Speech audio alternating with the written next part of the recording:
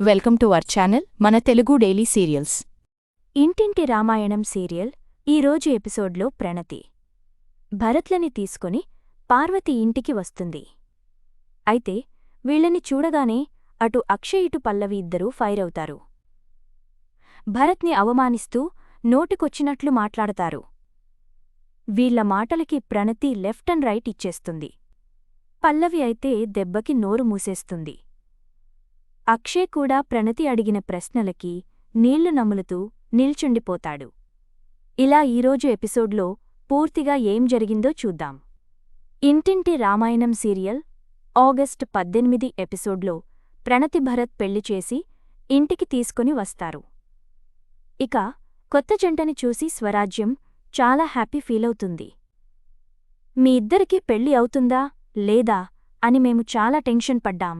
మీ ప్రేమని మా బాధని ఆ దేవుడు అర్థం చేసుకున్నాడు కాబట్టే దేవుడి గుడిలో దేవుడి సమక్షంలోనే మీ పెళ్లి జరిగింది. ఒక్క నిమిషం ఆగండి. పెద్దవాళ్ల ఆశీర్వాదం దేవుడి దీవెనలతో సమానం. అందరికంటే పెద్దవారైన మీ నాన్నగారి ఆశీస్సులు ముందు తీసుకోండి అంటుంది స్వరాజ్యం. మమ్మల్ని ఆశీర్వదించండి నాన్నని కాళ్లమీద పడుతుంటే రాజేంద్ర ఆపుతాడు. దేవుడి అనుగ్రహం వల్ల మీ ఇద్దరి పెళ్లి జరగలేదు. మీ ప్రేమని అర్థం చేసుకున్నది, మీకు పెళ్లి జరగాలని కోరుకున్నది. సమస్యలకి భయపడకుండా మీ గురించి కష్టపడింది. ధైర్యంగా మీ పెళ్లి జరిపించింది అవని. ఆమె తెలివితేటలు తెగింపు ధైర్యసాహసాల వల్లే మీ పెళ్లి జరిగింది. అవని ఆశీర్వాదం దేవుడి ఆశీర్వాదం కన్నా పెద్దది. ముందు అవని ఆశీర్వాదం తీసుకో ప్రణతి అంటాడు రాజేంద్ర. దీంతో మమ్మల్ని ఆశీర్వదించండి వదిన అంటూ అవని కాళ్లమీద పడతారు. అందరి నుదిటి రాతలు రాసేది ఆ దేవుడే కాబట్టి ఆ దేవుడి అనుగ్రహంతోటే మీ పెళ్లి జరిగింది. నిండు నూరేళ్లూ చల్లగా సంతోషంగా ఉండండి అంటూ ఆశీర్వదిస్తుంది అవని. వదిన, తలరాతలు రాసేది దేవుడే అయినా నన్ను అర్థం చేసుకున్నది, నన్ను కాపాడినా జీవితాన్ని నిలబెట్టింది నువ్వే వదిన. నువ్వు లేకపోతే నేను ఈరోజు బతికుండేదాన్నే కాదు. ఎవరికైనా తల్లి జన్మనిస్తుంది. కాని నాకు మరో జన్మనిచ్చిన అమ్మవి నువ్వు అంటూ ప్రణతి ఎమోషనల్ అవుతుంది. ఇప్పుడవన్నీ ఎందుకు ప్రణతి? నా వాళ్లకోసం నేను ఏమైనా చేస్తాను. అలానే నేను చేశాను తప్ప ఇందులో నా గొప్పతనం ఏం లేదు. నువ్వు ఇప్పుడు పెళ్లి కూతురివి. నీ కళ్ళల్లో ఆశ, ఆనందం కనిపించాలే తప్ప కన్నీళ్లు పెట్టుకోకూడదు అని అవని అంటుంది. నేను చేయని తప్పుకి నామీద నిందపడిందక్కా. ఆ నింద కారణంగా నాకు పెళ్లి జరగదేమో అనుకున్నాను. నన్ను అర్థం చేసుకున్నందుకు, ప్రణతితో నా పెళ్లి జరిపించినందుకు చాలా థాంక్స్ అక్కా అంటాడు భరత్. ఇప్పుడు కావాల్సింది సారీలో థాంక్సులు కాదు. ముందు ఇద్దరూ మావయ్యగారి ఆశీర్వాదం తీసుకోండి, వెళ్ళండి అంటుంది అవని. నా కూతుర్ని, అల్లుడ్ని నేను నా భార్య కలిసి ఆశీర్వదించాలి. నా భార్యతో కలిసి ఆశీర్వదించే అదృష్టం నాకు లేకపోయింది అని రాజేంద్ర బాధపడతాడు. ఇంతలో గుమ్మం దగ్గర పార్వతి నిల్చని ఉంటుంది. మావయ్యగారు, అత్తయ్య అని వెంటనే గుమ్మం దగ్గరికి అవని వెళ్తుంది. మీరు వస్తారని అసలు అనుకోలేదు అత్తయ్య. మీరు వచ్చినందుకు చాలా సంతోషంగా ఉంది. రండి. మీరు లేకుండా ఆశీర్వదించాల్సి వస్తుందని మావయ్యగారు ఫీలవుతున్నారు. మంచి టైంకి వచ్చారు. మీరు మావయ్యగారు కలిసి ఇద్దరినీ ఆశీర్వదించండి అంటుంది అవని. కాని పార్వతి ఏదో ఆలోచిస్తూ ఉండిపోతుంది. గుడిలో ఇద్దరినీ ఆశీర్వదించి అక్షింతలు వేశారు. ఇక్కడ ఆశీర్వదించడానికి ఆలోచిస్తున్నారేంటి అత్తయ్య అంటుంది అవని. మన కూతురు అదృష్టవంతురాలు కాబట్టి నువ్వు మంచివాడు అనుకున్న ఆ మోసగాడితో ప్రణతి పెళ్లి జరగలేదు. ప్రణతి జీవితాన్ని కాపాడింది అవని అని చెప్పడానికి నీ మనసాక్షి ఒప్పుకోకపోతే ఆ దేవుడే కాపాడాడనుకో. దేవుడిమీద ఉన్న గౌరవంతో అయినా వీళ్లని ఆశీర్వదించు పార్వతి అంటాడు రాజేంద్ర. అక్షింతలు తీసుకోండి అని స్వరాజ్యమిస్తుంది. దీంతో ఇద్దరూ కలిసి ప్రణతి, భరత్ని ఆశీర్వదిస్తారు. నీకోసమే వచ్చానమ్మా అని ప్రణతితో అంటుంది పార్వతి. ఇంతలో అత్తయ్యగారు కూర్చోండి. రండి, కూర్చోండి. మావయ్యగారు మీరు కూడా కూర్చోండి. మీరు మావయ్య గారు కలిసి ప్రణతి, భరత్లని ఆశీర్వదించినందుకు చాలా సంతోషంగా ఉంది అత్తయ్య అని అవని అంటుంది. ఇంతలో స్వరాజ్యం మాట కలుపుతుంది. వదిన గారు మీరు ఎప్పుడొచ్చినా కోపంతో వచ్చేవారు, మాతో మాట్లాడేవారు కాదు.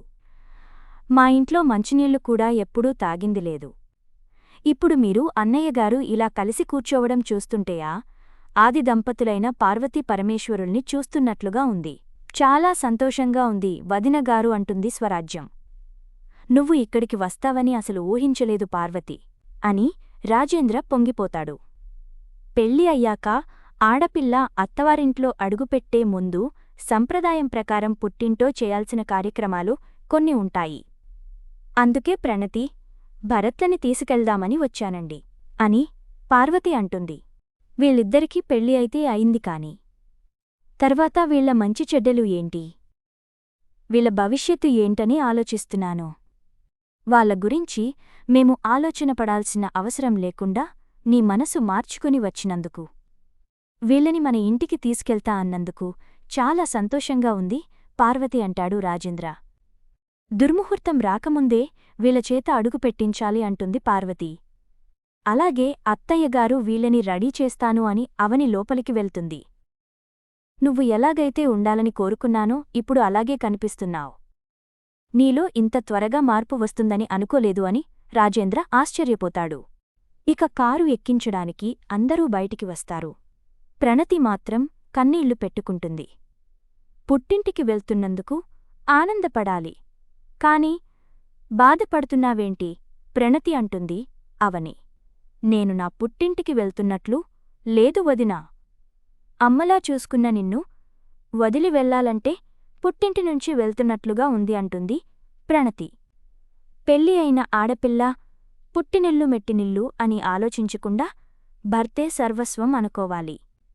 ఇకనుంచి నీకు తోడు, నీడ, ధైర్యం, సంతోషం, నీ బాధ్యత అంతా నీ భర్తదే అని అవని అంటుంది. మాకు తోడుగా నువ్వు కూడా మాతో రావచ్చుగా వదినని ప్రణతి అడుగుతుంది. నిన్ను చూసుకోవడానికి భరత్ ఉన్నాడు. నీ మంచి చెడ్డలు ఆలోచించడానికి నేను, మావయ్య, అత్తయ్యగారు, అన్నయ్యలు, వదినలు అందరం ఉన్నాం. నువ్వేమీ భయపడక్కర్లేదమ్మా. భరత్ ఈరోజు నుంచి ప్రణతికి ఎలాంటి కష్టం రానివ్వకుండా సంతోషంగా ఉండేటట్టు నువ్వే చూసుకోవాలి అని భరత్ చేతిలో ప్రణతి చేయి పెట్టి చెబుతుంది అవని. ప్రణతికి ఏం ప్రాబ్లం రాకుండా నేను చూసుకుంటానక్కా, నా ప్రాణంలా చూసుకుంటాను అని భరత్ మాట ఇస్తాడు. అవని, నువ్వు కూడా వాళ్ళతో వెళ్తే బావుంటుందమ్మా అంటాడు రాజేంద్ర.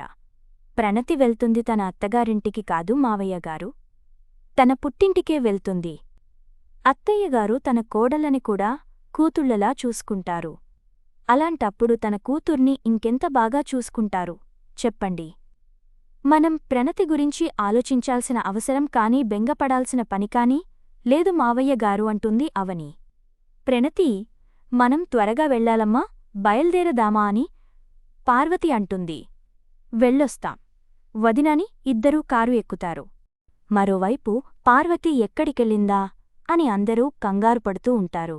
ఇంతలో కారులోనుంచి ప్రణతి, భరత్ దిగుతారు. ఇది చూసి అక్షయ్, పల్లవి, శ్రేయ అవాక్కవుతారు. అన్నయ్య, అమ్మా చెల్లెల్ని తీసుకొచ్చింది అంటూ కమల్ గుమ్మం దగ్గరికి పరిగెడతాడు. నువ్వు ఎక్కడికెళ్ళావో అని కంగారుపడ్డాం. చెల్లిని భరత్ని తీసుకొచ్చి చాలా మంచి పని చేశావమ్మా. రండి రండి అని కమల్ ఆహ్వానిస్తాడు. ఇంతలో ఆగండి అంటూ పల్లవి అరుస్తుంది. మన టైం బాగోలేక మీ మైండ్ పనిచేయకోమతి భ్రమించో వీళ్ల పెళ్లి చేశారు.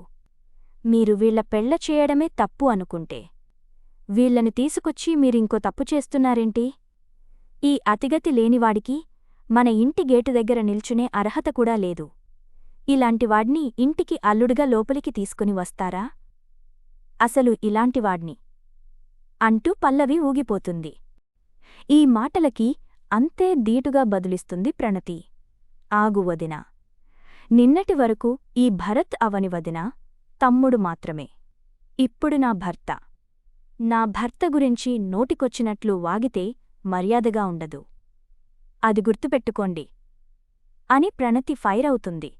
సూపర్ చెల్లి, ఎవ్వరికి ఎలా ఇవ్వాలో అలా ఇచ్చిపడేశావు. అని కమల్ అంటాడు. రే కమల్, నీకు పెళ్ళయింది, నాకు పెళ్ళయింది. మన పెళ్ళాలు ఎప్పుడైనా ఇలా ప్రణతిలా సపోర్ట్ చేశారా అని శ్రీకర్ సెటైర్లు వేస్తాడు. అబ్బే, అలాంటి మంచి అలవాట్లు మన పెళ్ళాలకి లేవు అన్నయ్యా అంటాడు కమల్.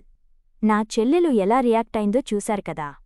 పిచ్చి పిచ్చి వేషాలు వేయకుండా నోరు మూసుకుని ఉండండి అని శ్రీకర్ వార్నింగ్ ఇస్తాడు. ఇంతలో అక్షయ్ రెచ్చిపోతాడు. రే, ఏంట్రా నోరు మూసుకునేది? మీరు ప్రణతికి అన్నయ్యలు అయ్యుండి ఇలాగేనా మాట్లాడేది? మంచిది మంచిది అని మీ వదినని నెత్తిన ఎక్కించుకున్నందుకు మన ఫ్యామిలీ ఏమైందో మీకు ఇంకా అర్థం కాలేదా? అది చాలదన్నట్లు ఇప్పుడు ఈ భరత్గాడ్ని కూడా నెత్తికెక్కించుకుని ఊరేగాలి అనుకుంటున్నారా? మన ఇంట్లో పనిచేసే వంటవాడికి పనివాడికి కూడా ఒక సంపాదన ఉంటుంది. వాళ్ళకి కూడా ఉండటానికి సొంతిల్లో అద్దె ఇల్లు ఉంది. వీడికేమున్నాయిరా? మన ఇంట్లో అడుగుపెట్టడానికి కూడా అర్హత లేనివాడు మన చెల్లెల్ని పెళ్లి చేసుకున్నందుకు సిగ్గుపడటం మానేసి ఏదో యువరాజుని పెళ్లి చేసుకున్నట్లు, పెద్ద ఘనకార్యం జరిగిపోయినట్లు చప్పట్లు కొట్టి సంబరపడిపోతున్నారేంట్రా? బుద్ధి ఉందా మీకు అసలు? వీడు మన చెల్లికి భర్త అని చెప్పుకునే అర్హత ఒక్కటైనా ఉందారా వీడికి అని అక్షయ్ ఇష్టమొచ్చినట్లు వాగుతాడు. దీంతో ప్రణతి మళ్ళీ గట్టిగా సమాధానమిస్తుంది. అన్నయ్యా, నా భర్తకి ఏ అర్హత లేదంటున్నావు? నా భర్త గురించి మాట్లాడే అర్హత నీకేముంది? అర్హత అనేది ఆస్తులకి, ఉద్యోగాలకి, సంపాదనకే తప్ప మనుషులకి, మంచితనానికి, మానవత్వానికి ఉండదు అంటుంది ప్రణతి. నువ్వు అనుకునే వీడి మంచితనం చెప్పుకోవడానికే తప్ప నిన్ను పోషించడానికి కష్టపెట్టకుండా చూసుకోవడానికి పనికిరాదని తెలీదా నీకు అంటాడు అక్షయ్. మంచితనం చెప్పుకోవడానికి తప్ప దేనికి పనికిరాదని చెప్తున్నావు. మరి ఆ మంచితనం చూసేగా ఏమీ లేని వదినని పెళ్లి చేసుకున్నావు. భరత్కి ఏమీ లేదని చెప్తున్నావు నువ్వు. ఏమీ లేని అనాథని తెలిసికూడా వదినని ఎందుకు పెళ్లి చేసుకున్నావు? నువ్వు అవని వదిన మంచితనాన్ని, గుణాన్ని చూసి పెళ్లి చేసుకున్నట్లే నేను కూడా భరత్ మంచితనాన్ని చూసే చేసుకున్నాను. నువ్వు చేస్తే రైట్, నేను చేస్తే రాంగా? కట్టుకున్న భార్యని అర్థం చేసుకోలేనివాడివి నా భర్త గురించి మాట్లాడే అర్హత నీకేముందో చెప్పు అని ఇచ్చిపడేస్తుంది ప్రణతి. చెల్లి అన్నది అడిగింది కరెక్టే కదా అన్నయ్యని కమల్ అంటాడు. వీళ్ళిద్దరూ ప్రేమించుకున్నారు, పెళ్లి చేసుకున్నారు. అయిపోయిన దాని గురించి ఆవేశపడటం ఎందుకు అన్నయ్యా అని శ్రీకర్ అంటాడు. అమ్మా, వీళ్లచేత అవమానించడం కోసం నువ్వు మమ్మల్ని తీసుకొచ్చావా? నువ్వు రమ్మని పిలిస్తే వచ్చామే తప్ప మేము వస్తామని అడగలేదు. మీరు ఆదరిస్తారనో పోషిస్తారనో నేను భరత్ని ప్రేమించలేదు. ప్రపంచం చాలా పెద్దది. ఎలాగైనా బతకగలమనే నమ్మకంతోనే పెళ్లి చేసుకున్నాం. ఎలా బతకాలో మాకు తెలుసు. మర్యాద లేని చోట, మనుషులికి విలువలేని చోట ఉండాల్సిన అవసరం మాకు లేదు. రా భరత్ అని ప్రణతి వెళ్ళిపోబోతుంది. ఆగమ్మా అని పార్వతి అంటుంది. ఇక్కడితో నేటి ఎపిసోడ్ ముగిసింది. మరిన్ని విషయాలు తరువాయి భాగంలో చూద్దాం.